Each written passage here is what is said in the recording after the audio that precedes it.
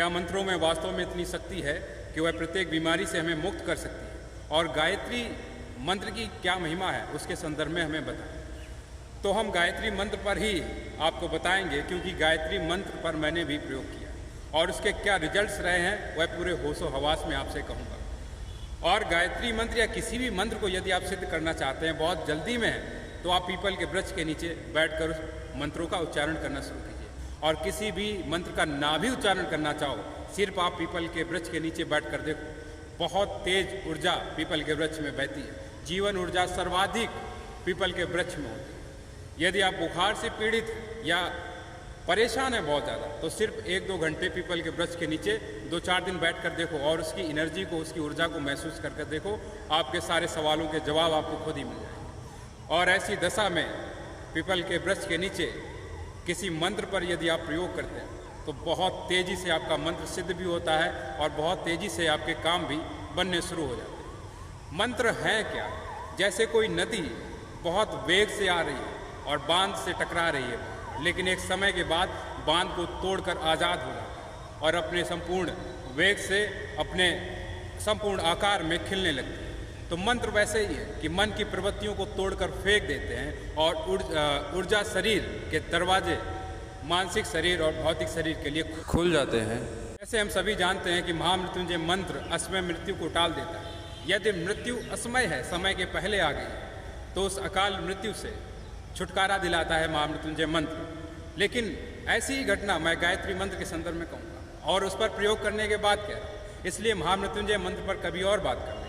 यदि आप गायत्री मंत्र की माला 10-12 करते हैं प्रत्येक दिन, 11 कर रहे हैं, 15-20 जो भी कर रहे हैं, 10 भी कर रहे हैं, और आंखें बंद करके यहाँ पर लगातार देखते रहते हैं, और जब भी विचार आते हैं तो मंत्रोच्चारण तेजी से शुरू कर देते हैं। जब भी आप जैसे कि ओम ओम लगातार बोल रहे हैं, 2 ओम के बीच में स्पेस ना के बराबर है तो विचार नहीं आएंगे, और जब भी विचार आए गायत्री मंत्र के दौरान तो फिर मंत्रोच्चारण तेजी से करना शुरू कर दो। और ऐसी दशा में महीना भर भी आपको नहीं लगेगा, आपके अंदर ऐसी शक्ति पैदा हो सकती है कि आप किसी भी बीमारी को ठीक कर सकते हैं, किसी भी रोग को ठीक कर सकते हैं, और साथ में ही जो असमय मृत्यु है उसको भी टाल सकते हैं, और मृत्यु घटित होने के बाद भी आप उसे वापस ला सकते हैं। मैं पूरे होशो हवास में ये बयान दे रहा हूँ और लाइट डिटेक्टिंग मशीन पर यह बात बोलने को राजी हूँ कि यदि मृत्यु घट भी गई है उसके बाद भी उसे वापस लाया जा सकता है।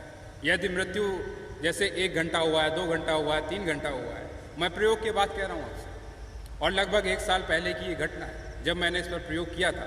इसलिए ये बात हमेशा यहाँ पे मौजूद रहेगी, आप इसे डाउनलोड भी कर लेना और रिकॉर्ड में रखना। जो मैंने कहा, मृत्यु घटने के बाद भी इस मंत्र का प्रयोग करें तो वापस उसे लाया जा सकता है।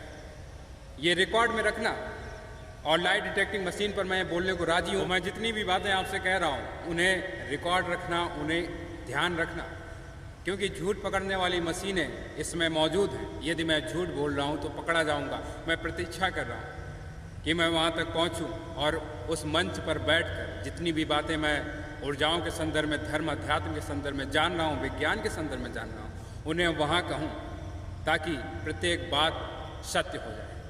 क्योंकि हो सकता है कि आपके मन में संदेह उठ जाए कि झूठ बोल रहे हो, क्या पता। इसीलिए मैं आपसे कह रहा हूँ कि इसे रिकॉर्ड में रखना, और जब मैं वहाँ पहुँचूँगा वहाँ भी मैं यही बात कहूँ कि गायत्री मंत्र में इतनी शक्ति है कि मृत्यु को वह टाल सकती है, और मृत्यु हो जाने के पश्चात भी उसे वापस भी ला सकती है। इस मंत्र में इतनी ताकत है, और प्रयोग के बाद मैं आपसे कह रहा हूँ, इसलिए इसे रिकॉर्ड में रखना। और जब भी यदि आपके अंदर इतना पहुँच हो, इतनी सामर्थ्य हो आप में, यदि आप सहयोग करना चाहें तो मुझे किसी भी मंच तक पहुँचा दीजिए, और मशीनी परीक्षण से मुझे गुजारिए। मैं तैयार हूँ, प्रत्येक प्रश्न के लिए तैयार हूँ। मैं जो भी धर्म के संदर्भ में कहूँगा, अध्यात्म के संदर्भ में कहूँगा, परमात्मा के संदर्भ में कहूँगा, मैं जानकर कहूँगा, देख कर कहूँगा। इसलिए मैं चाहूँ भी तो आपसे झूठ नहीं बोल सकता। किताबें मैंने पढ़ी नहीं, धर्म की किसी भी पुस्तक को मैंने छुआ नहीं। जो अनुभव हुए और लगातार जिन अनुभवों को मैं देख रहा हूँ, जिन घटनाओं को देख रहा हूँ, वही बातें मैं आपसे कह रहा हूँ। मैं कभी भी किसी भी गुलामी के चक्कर में नहीं पड़ा, और नियमों की गुलामी को छोड़कर मैंने सब कुछ पाया। मैं तुम्हें भी कह रहा हूँ कि नियमों की गुलामी के बंधन को तोड़कर आज़ाद हो जाओ।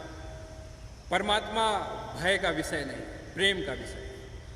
और वो प्रेम के सर्वोच्च शिखर पर बैठा हुआ। वह कोड़े लेकर नहीं बैठा है, मैं बार बार आपसे कह रहा हूँ। इसलिए उससे भयभीत होने की आवश्यकता नहीं है। उससे मत डरो, उससे प्रेम करो और आज़ादी में प्रेम करो। जिस भांति कर सकते हो उस भांति करो, आज़ादी में रहो। उससे डरने की आवश्यकता नहीं है आपको। गायत्री मंत्र यदि आपको करना है, उसकी महिमा को देखना है, तो नियमों के बंधन को तोड़कर फेंक दो। भय लगेगा क्योंकि लोगों ने ऐसा बता रखा है कि इस नियम का पालन नहीं करोगे तो ऐसा होगा वैसा होगा। मत परवाह करो उनकी, नियमों के चक्कर में मत पड़ो, नियमों के गुलाम मत बनो। गुलामी आदमी की हो या किसी धर्मशास्त्र की या नियम, कोई भी नियम हो, वह कभी भी आपको आज़ादी नहीं दे सकता, वह कभी भी आपको परमात्मा तक नहीं पहुंचने देगा। इसलिए नियमों के बंधन को तोड़कर फेंको। आज़ादी में जो भी करना है करो। कोई नियम मत रखना। जब मंत्र पर प्रयोग कर रहे हो तो कोई नियम मत रखो। जिस क्षण आपकी इच्छा हो जाए उस क्षण माला उठा लो, उस क्षण मंत्र उठा लो और अपना जपना शुरू कर दो। बहुत धन्यवाद।